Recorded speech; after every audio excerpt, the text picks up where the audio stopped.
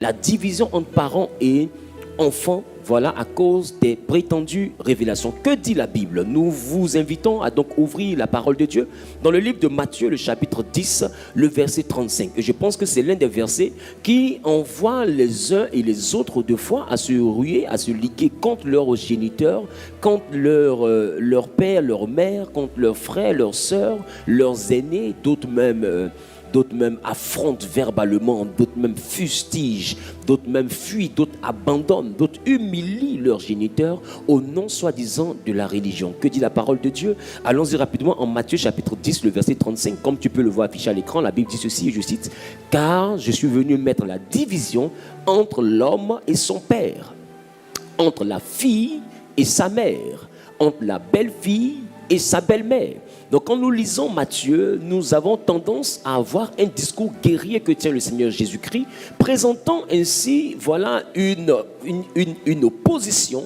entre père et fils, entre mère et fille, et encore entre belle-mère et belle-fille. Donc ça montre réellement que les familles seront réellement constituées de beaucoup d'antagonistes, de beaucoup d'opposition, de beaucoup d'hostilité, qui s'établiront certainement entre père et entre fils. Et lorsque nous essayons de comprendre cela de façon très littérale, cela pourrait nous inviter, bien évidemment, à pouvoir prendre position contre nos géniteurs, pouvoir prendre position contre notre belle famille, pouvoir prendre position contre notre père, contre notre mère. Et on se dit, la parole de Dieu a dit que Jésus est venu pour nous donner l'épée du combat qui nous enverra à être séparés de notre père. Donc si ton père pour toi une occasion de chute, il est la base de ton malheur, clairement la Bible te dit qu'il doit y avoir une séparation, une division entre lui et toi. Mais à quelle notion de division Jésus faisait-il allusion? Et quel était le fond de la pensée? Parce que Jésus, il a parlé avec beaucoup d'énigmes, il a parlé avec beaucoup de paraboles. Qu'est-ce qu'il était donc en train de dire? Parce que c'est ce qu'il est en train de dire. Est-ce que toi tu as compris, pendant que ça fait des années que tu ne parles plus à ta mère, pendant que ça fait des temps, des lustres que tu ne sais même plus où ton père vit, tu n'arrives même plus à leur faire du bien parce que tu te dis, si je leur donne un présent, je leur donne de l'argent, peut-être qu'ils vont prendre pour m'attaquer. Quand je vais là-bas, ils vont connaître mes projets, ils vont faire ceci, ils vont m'attaquer. C'est eux qui sont à la base de ma mort, de ma destruction, de mon divorce, de mon célibat, de mon échec, et j'en passe. Et quand je sens que ce sont mes parents, à tort ou à raison, cela n'est pas le plus important, mais quand je sens que ce sont mes parents qui sont à la base de mon déclin, quelle attitude adopter? La Bible dit clairement, Jésus est venu pour apporter la division. Donc clairement, à quoi on s'adonne? On s'adonne à une forme de séparation, on s'adonne à une forme de division, de rupture, des fois brutale, brusque, de fois violente avec nos géniteurs. De fois cette rupture réellement est précédée de paroles réellement désobligeantes, d'attitudes vraiment particulières qui sont quand même empreintes d'une certaine malpolitesse, d'une certaine impolitesse, d'un certain manque d'élégance, un certain manque de principe. Et ça envoie vraiment à douter en ce qui concerne notre chrétienté, de sorte à ce que nos parents, à des moments, à bien d'égards, peuvent se demander, mais est-ce que c'est vraiment ce qu'on leur apprend à l'église? Ma fille, depuis un moment, elle ne vient plus me voir, etc. Et mon fils a tout coupé avec moi. Et beaucoup de parents gémissent, beaucoup de parents pleurent parce que à l'église, on leur a dit, il y a une division entre le père et son fils. Donc si ton papa est un sorcier, à un moment donné, fais attention, tu ne lui donneras pas ceci, tu ne lui donneras pas cela. Donc à des fêtes des pères, des fêtes des mères, il y a des moments qui sont seuls dans la maison. Pourquoi? Parce que si sa fille vient se dire que je fais du bien à ma mère, mon travail va prendre un coup, mon foyer va prendre un coup, mes finances seront certainement impactées négativement par ce acte de bienveillance que j'aurais eu à manifester à l'égard de ma mère. Alors je suis rempli de suspicion, je suis rempli d'appréhension, je suis rempli de susceptibilité, et j'envoie maintenant ce regard à détruire, voire à mettre fin carrément à la relation qui me liait autrefois à ma génitrice ou à mon géniteur, ou encore à un tout autre membre de la famille tel qu'il soit. Il est important de comprendre la pensée dans laquelle Jésus s'exprimait. Alors je t'invite à ouvrir ta Bible encore dans le livre d'Éphésiens. Éphésiens cette fois-ci en son chapitre 2, en son chapitre 6 plutôt, au verset 2. Que dit la parole de Dieu? La Bible dit: honore ton père et ta mère. C'est le commandement avec une promesse. Donc Éphésiens est clair. Éphésiens te demande d'honorer ton père et ta mère. Et la chose qui me plaît, c'est que Éphésiens ne définit pas la nature, ne définit pas le niveau social de ton père, que ton père soit analphabète ou bien que ton père soit lettré, qu'il soit modeste, qu'il soit nanti. Tu dois l'honorer, et vice versa pour ta mère. Et en dehors de cela, La Bible te dit honore. Donc on ne parle pas de leur croyance. Qu'ils soient animistes, qu'ils soient féticheurs, qu'ils soient chrétiens, qu'ils soient musulmans, qu'ils soient, je ne sais pas, qu'ils soient même athées. La Bible ne dit pas honore ton père et ta mère à condition qu'ils croient en Jésus. La Bible ne dit pas honore ton père et ta mère à condition que ceux-ci soient pasteurs ou bien soient chrétiens nés de nouveau. La Bible dit honore ton père et ta mère. C'est le commandement suivi d'une promesse. Donc peu importe la nature de ton père, qu'il soit sorcier, que ta mère soit sorcière, la Bible cependant te demande de l'honorer. Mais aujourd'hui, beaucoup se basent sur peut-être une révélation qui peut être vraie. C'est pourquoi j'ai dit à tort ou à raison. Parce que la révélation peut être justifiée. Il peut vraiment être sorcier. Mais quand il est sorcier, est-ce que ton attitude est vraiment le comportement que tu aurais dû avoir face à ce cas de figure? Est-ce que vraiment tu aurais dû vraiment couper? Est-ce que le gémissement, est-ce que le soupir rattaché à une tristesse de ton père, est-ce que cela est avantageux pour toi, pour tes affaires, pour ta vie, pour ta santé, pour ta longévité, pour ta prospérité? Pendant que ton Dieu te dit honore. Quand Dieu te dit honore, il est conscient qu'il y aura des pères qui seront des sorciers, il y aura des pères qui seront des irresponsables, c'est-à-dire ils ne vont pas reconnaître la grossesse, il y aura des pères qui vont abandonner, il y aura des mères qui seront méchantes, qui vont te voir comme une rivale, qui vont s'opposer à toi, il y aura des parents qui vont te chasser, qui vont te jeter dans la rue, qui ne seront pas présents lorsque tu auras des grands défis. Et Dieu est conscient de tout ce contour, il est conscient de tout cet environnement dans lequel tu peux avoir subi des préjudices très sérieux. Cependant, il te dit il faut honorer. Donc Dieu ne demande pas qu'est-ce qu'ils t'ont fait. Dieu dit à cause du titre de père, du titre de mère, il faut honorer. La Bible n'a pas dit il faut les honorer à condition qu'ils fassent ce qui te plaît. La Bible dit il faut simplement les honorer. Et la Bible dit c'est une ordonnance. C'est un commandement, mais qui est suivi d'une promesse, laquelle est au verset 3 du chapitre 6 d'Éphésiens.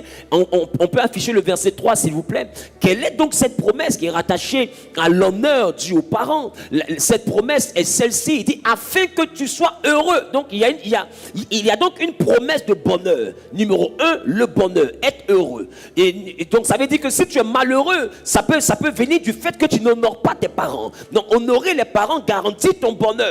Donc ça veut dire que dans la vie de tes parents, dans la joie de tes parents, dans la satisfaction de tes parents se trouve un bonheur. Qu'il soit mystique, qu'il soit féticheur, qu'il soit athée, qu'il soit animiste, Dieu te dit, qu'il soit pasteur, qu'il soit évêque, qu'il soit apôtre, qu'il soit diacre ou qu'il soit athée, peu importe réellement le type de parents que toi tu as, la Bible dit que si vraiment tu crois en Dieu, ton Dieu te dit ton bonheur, la capacité à être heureux dépend de l'honneur, parce que d'autres, on va en venir plus tard, d'autres ont honte de leurs parents parce qu'ils n'ont pas de l'argent, ils ont honte de leurs parents parce qu'ils n'ont pas fait de grandes études, ça ne va pas s'exprimer. Donc là où je vais, on ne doit pas voir ma maman parce que vraiment, elle ne sait pas bien joindre des mots, elle ne sait pas bien accorder, elle ne sait pas placer des articles, des déterminants, c'est un peu bizarre, elle fait des phrases décousues. Donc avec mon niveau, écoute-moi bien, le singe là, il n'a pas de maison, il a une branche, mais ses enfants sont fiers de lui. Il faut être capable de ne pas régner l'arbre qui t'a produit, mais ça sera l'objet d'un tout autre débat.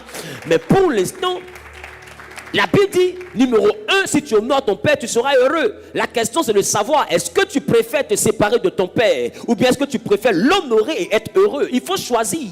Il peut être sorcier, mais ton bonheur dépend de l'honneur que tu donnes à tes parents. Numéro 2, comme tu peux voir affiché, il dit, afin que quoi? Il dit, afin que tu vives longtemps. Donc, ta longévité. Donc, tes esprits de mort que tu combats là. La Bible dit que honorer ton père te donne la longévité. Alors celui qui t'apprend à mépriser ton père, soi-disant parce qu'il est mystique, il est rosicrucien, il est franc-maçon, il est sorcier, il est féticheur, il est animiste, peu importe, ça peut être vrai. Mais celui qui te pousse à déshonorer ton père ou à déshonorer ta mère, pour une quelconque raison que ce soit, est-ce que la Bible n'est pas en train de te dire que cela t'expose à une mort prématurée? Est-ce que la Bible n'est pas en train de te dire que cela t'expose à une forme de malheur qui enverra ta vie dans bien des tourments? Cela devra attirer ton attention et tu devrais reconsidérer ta position, ton point de vue en ce qui concerne la gestion de ta relation entre ton père et ta mère et toi. Il faut revoir les choses, il faut comprendre que ça va au-delà de vos appartenances et de vos croyances. Il est important que tu comprennes ton rôle parce que ton attitude définira ton altitude. Le dernier verset que je nous donne aujourd'hui est en Éphésiens, le chapitre 6, le verset 12, et je cite ceci.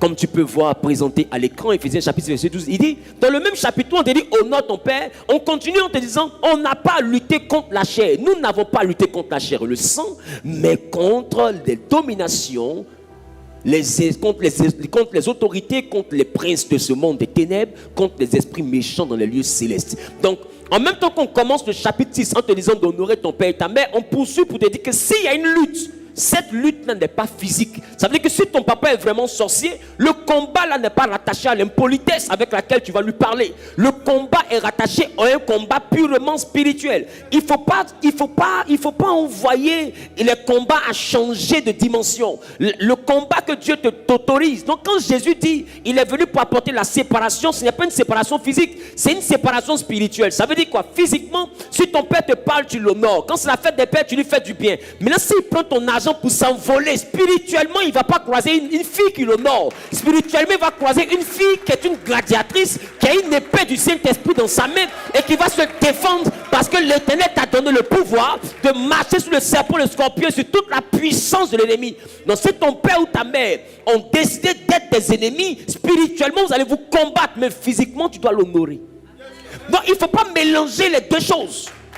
Jésus te dit tu dois te séparer, mais ça dépend de qui est le père. S'il est sorcier, c'est une séparation spirituelle. Ça veut dire quoi? Tu ne dois pas aller dans les mêmes us et coutumes que lui. Si le père a adoré des fétiches, tu ne dois pas adorer des fétiches. Si le père a vendu son âme, tu ne dois pas le suivre dans ça. Il doit y avoir une rupture entre les pratiques de ton père si elle ne glorifie pas Dieu et toi tes pratiques. Ça veut dire que spirituellement vous devez être opposés. Du point de vue des croyances, vous devez être opposés. Mais à chaque fois que honneur doit être dû, honneur doit être rendu.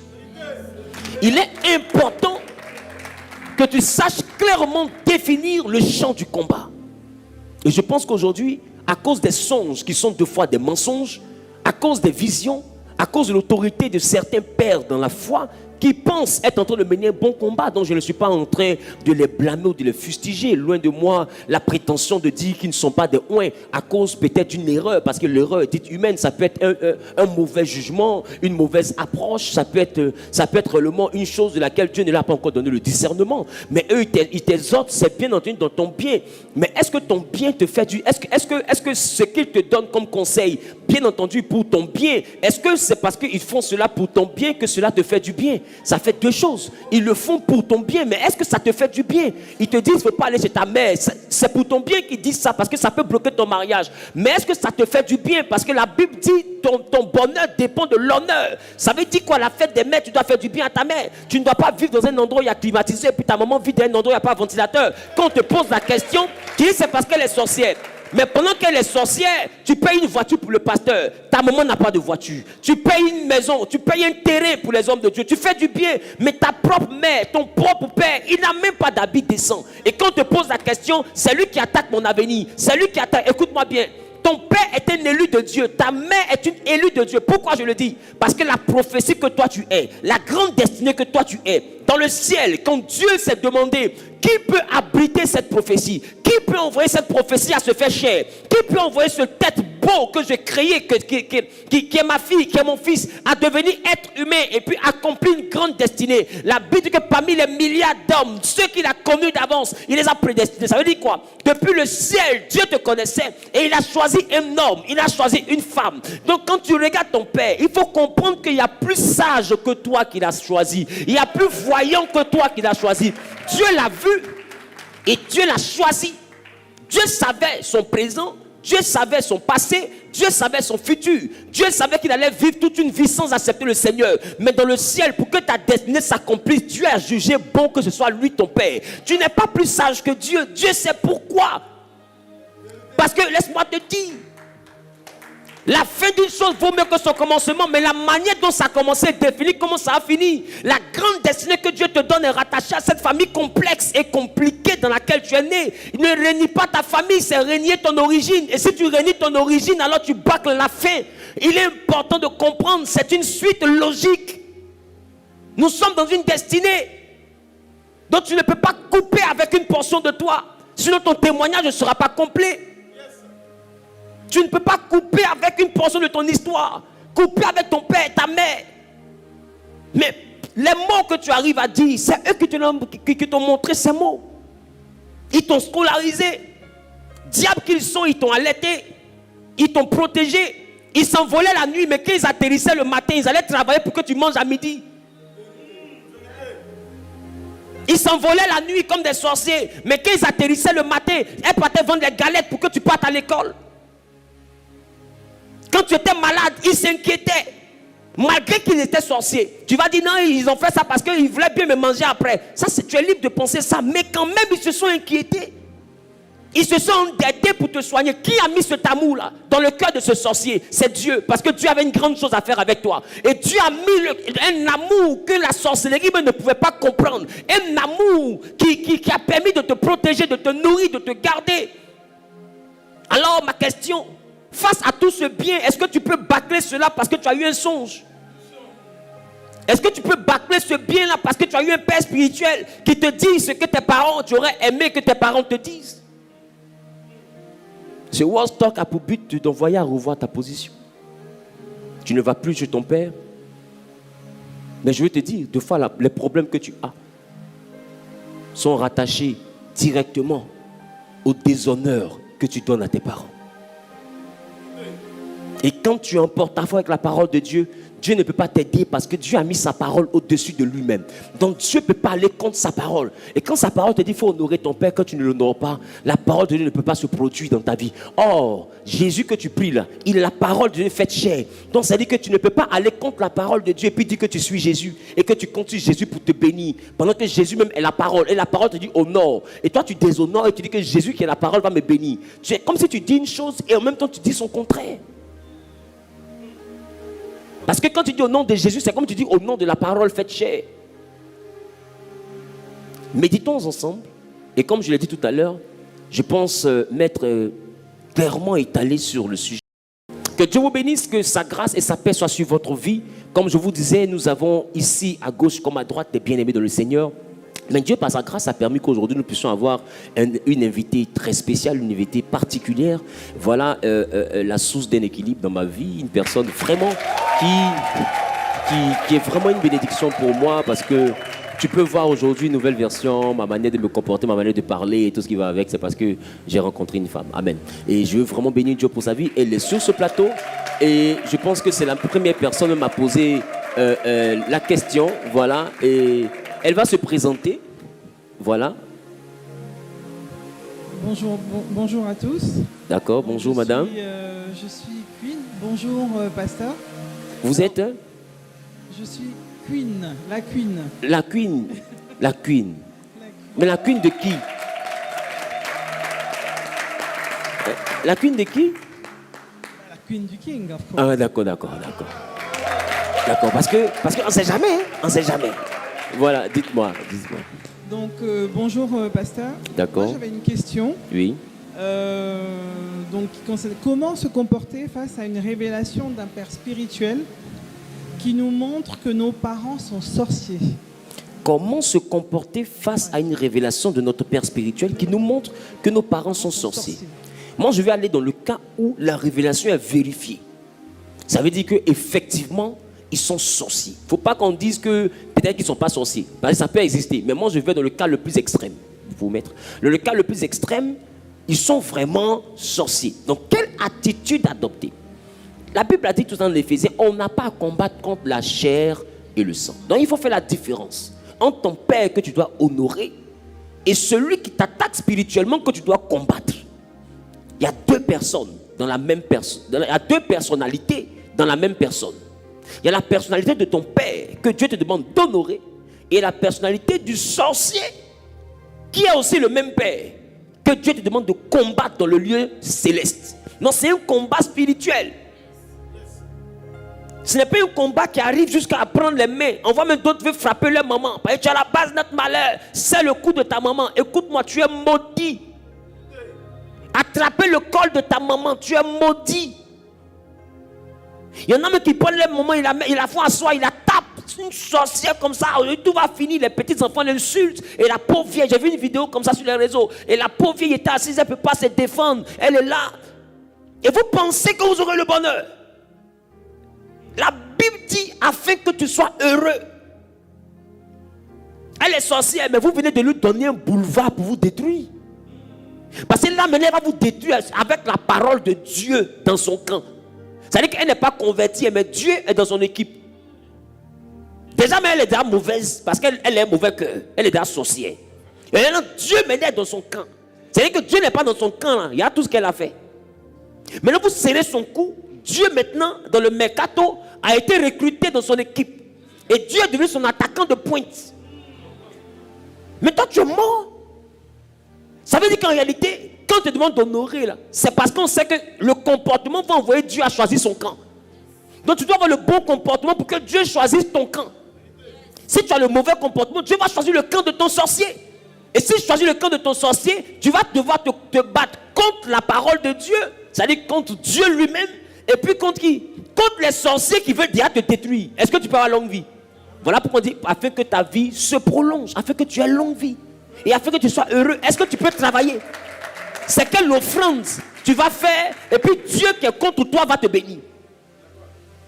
C'est pourquoi il te demande d'honorer. Donc le comportement que tu dois avoir, si les parents sont effectivement sorciers, c'est de les honorer. Parce que laisse-moi vous dire, ce que tu donnes à ton père ou à ta mère n'est pas ce qui fait qu'on peut t'attaquer.